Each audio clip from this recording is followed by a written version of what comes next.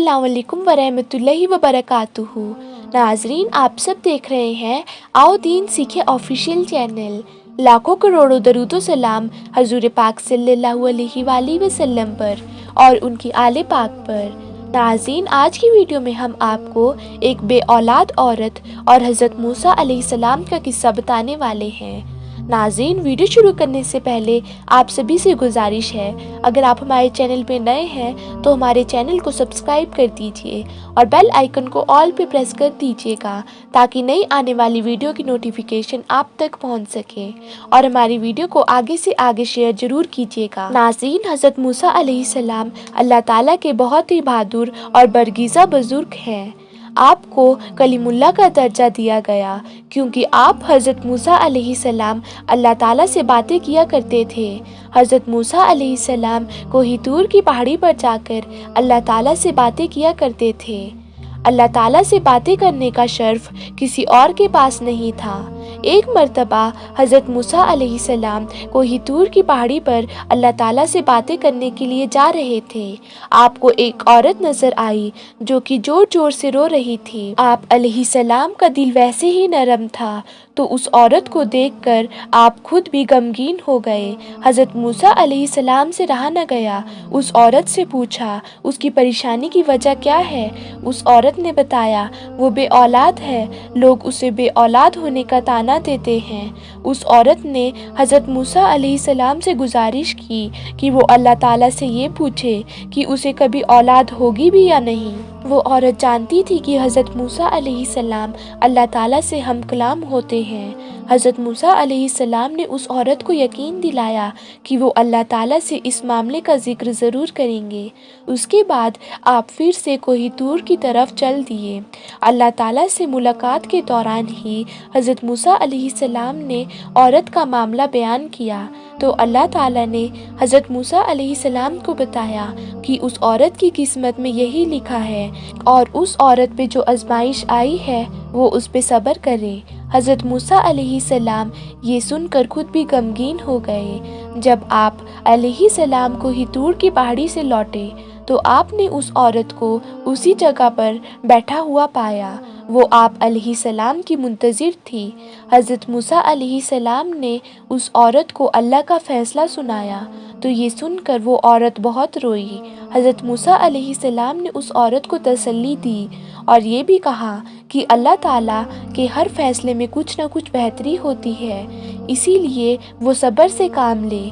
औलाद देना अल्लाह की देन है, वो जिसे चाहे बेटियां अता फरमाए और जिसे चाहे बेटे और जिसे चाहे दोनों अता फरमाए।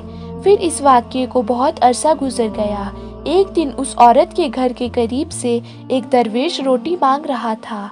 औरत के कान में जब उस दरवेश की आवाज़ आई तो उसे रुक जाने को कहा और कुछ ही देर के बाद उसके लिए रोटियां लेकर आई। फिर उस दरवेश ने उस औरत को औलाद अता होने की दुआ दी और ऐसा हुआ, अल्लाह ताला ने उस दरवेश की दुआ कबूल कर दी और उस औरत को औलाद की नेमत से नवाज दिया। जब इस बात की खबर हज़रत मूसा अलैहिस्सलाम के पास पहुंची तो आप अलैहिस्सलाम बहुत हैरान हो गए क्योंकि अल्लाह ताला ने तो उन्हें ये बताया था कि इस औरत की किस्मत में औलाद का ना होना लिखा है, तो ये कैसे हो गया।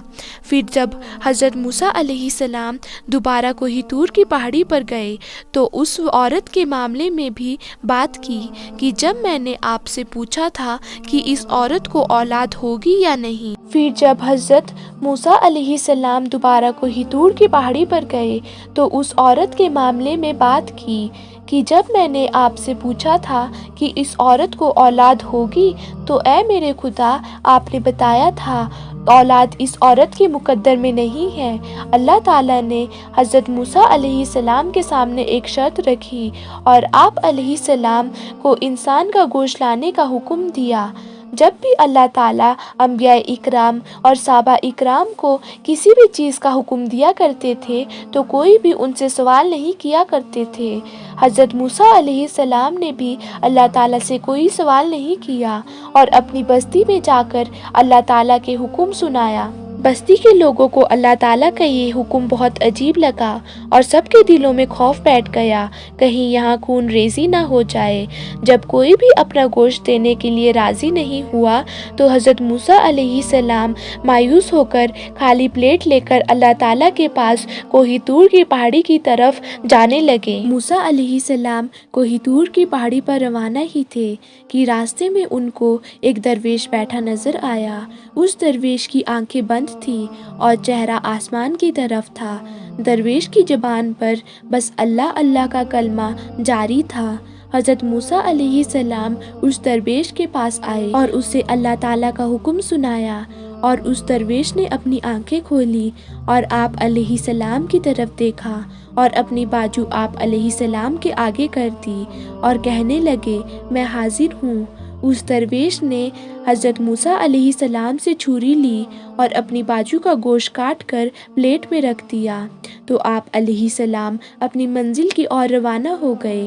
آپ علیہ السلام کچھ ہی دور گئے تھے کہ اس درویش نے آپ کو روک لیا اور کہنے لگے، ہو سکتا ہے اللہ تعالیٰ نے گردن کا گوشت منگایا ہو۔ اس نے اپنی گردن کا گوشت کاٹ کر آپ علیہ السلام کی پلیٹ میں رکھ دیا۔ حضرت موسیٰ علیہ السلام پھر سے کوہ طور کی طرف قدم بڑھانے لگے۔ اس درویش نے پھر سے آپ کو روک لیا اور کہنے لگے کہ ہو سکتا ہے اللہ تعالیٰ نے سینے کا گوشت منگایا ہو، اور اس نے سینے کا گوشت دے دیا۔ اس کے بعد اس نے بہت سے حصوں کا گوشت کاٹ کر پلیٹ پر رکھ دیا۔ حضرت موسیٰ علیہ السلام گوشت سے بھری پلیٹ کو کوہ طور کی پہاڑی پر اللہ تعالیٰ کے سامنے پیش کر دیا۔ اللہ تعالیٰ نے حضرت موسیٰ علیہ السلام سے پوچھا، یہ گوشت کس کا لے کر آئے ہو؟ حضرت موسیٰ علیہ السلام نے سارا قصہ بیان کر دیا، اور پھر اللہ تعالیٰ نے فرمایا، اے موسیٰ، یہ میرے بندے کا مجھ سے عشق ہے۔ عشق کی حد تو دیکھو، اس نے اپنی تکلیف کو نہ سوچتے ہوئے بلکہ میری رضا اور خوشی کے خاطر اپنے جسم کی بوٹیاں تمہارے سامنے رکھ دی۔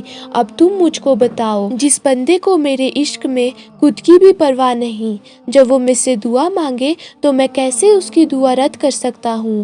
اے موسیٰ، یہ میرا وہی بندہ ہے جس نے اس عورت کے لیے دعا مانگی۔